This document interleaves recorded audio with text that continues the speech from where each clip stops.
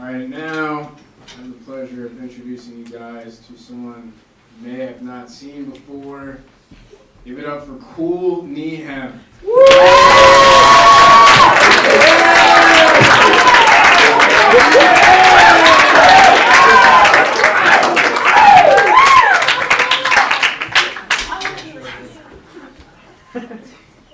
Well, the year was 1978.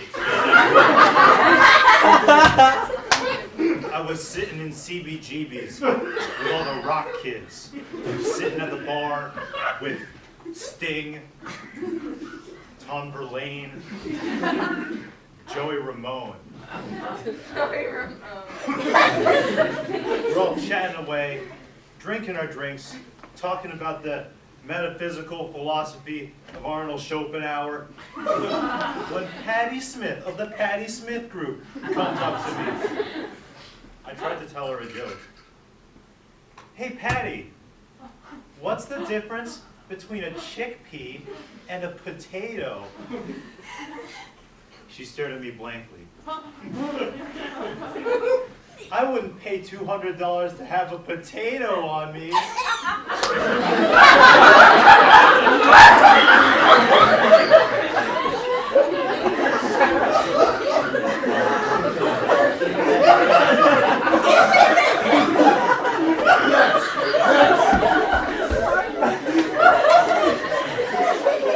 She looked at the ground before muttering, Nehem, have you ever seen Blondie play?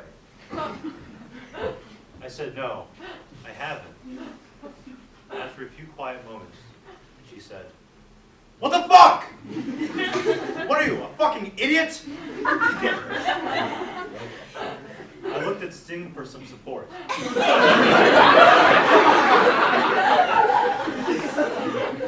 Our eyes met. And he said, you've never seen Blondie? You've never seen Blondie? What in the literal fuck is wrong with you? So the next day I went back to CBGB's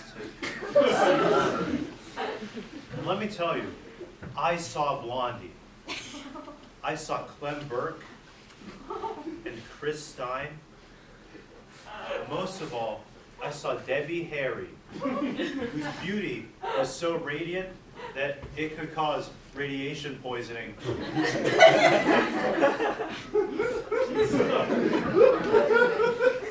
After the set, I asked her out on a date. She said,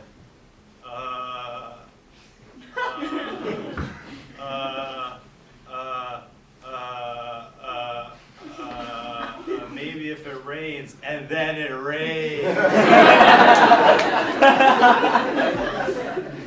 So we went all around Manhattan, conversing about things like chess, intellectual things like that. I felt like I was floating on air the entire time. But all good things must come to an end. And when the date was over, we went to her apartment to drop her off, but we exchanged a few words before we left. Just before we were about to say goodbye, a poetic image formed in my mind, like a grand burst of light emerging from an aperture. I looked into Debbie Harry's eyes. Debbie Harry, I have something to say to you. Go ahead, Nehem Felicis. She said, you know, Debbie Harry, I was just thinking about your music. And I just had this thought. It really made me think, your music, Debbie Harry, it really reminds me of Parallel Lines.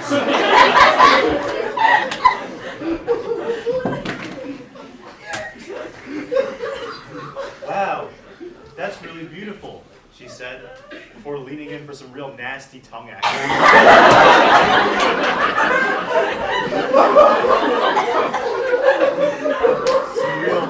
some real saliva swapping, slobbery kind of action.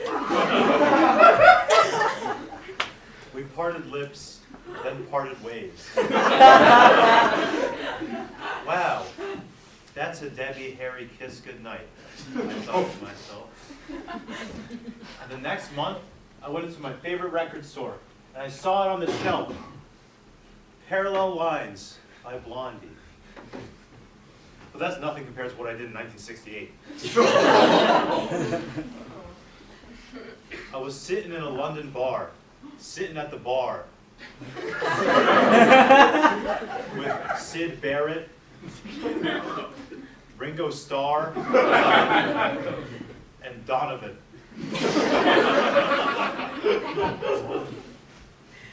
We're all chatting away, drinking our drinks, talking about the absurdist philosophy of Albert Camus, when Van Morrison comes up to me. I tried to tell him a joke. Hey Van, what do you call a cheap circumcision?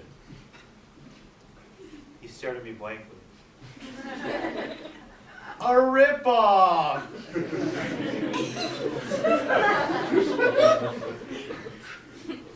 He looked at the ground, muttering, Neha, have you ever seen King Crimson play?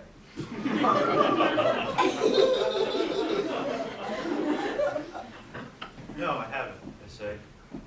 After a few quiet moments, he said, never seen King Crimson play? Never seen King Crimson play? Never seen King Crimson. I tried to look at Donovan for some support. Our eyes met, and he said, you know what Nod's as good as a wank to him.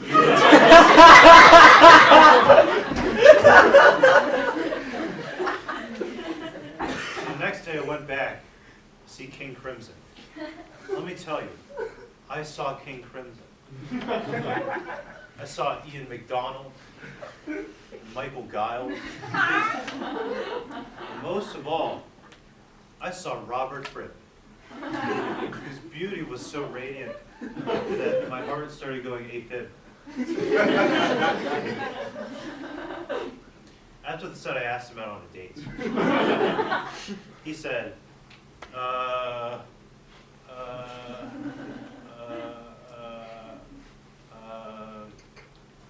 maybe if it rains. And then it rained. So we went all around London, conversing about things like boxing and bullfighting, sporty things like that. Felt like I was floating on air the entire time. But all good things must come to an end. And when the date was over, we went to his apartment to drop him off. But we exchanged some words before we left. Just before we said goodbye, a poetic image formed in my mind. Like a grand burst of light emerging from an aperture. I looked into Robert Fripp's eyes. Robert Fripp, I have something to say to you. Go ahead, Neha Felice.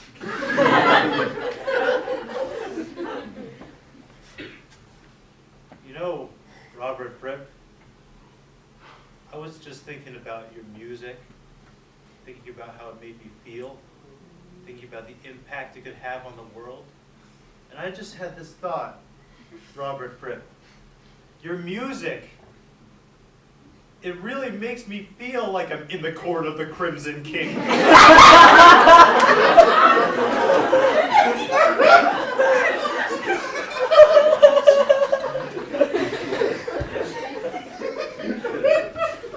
Wow, I think that's really beautiful, he said. Then he stuck 2 fingers in his mouth before plunging them into my ear holes.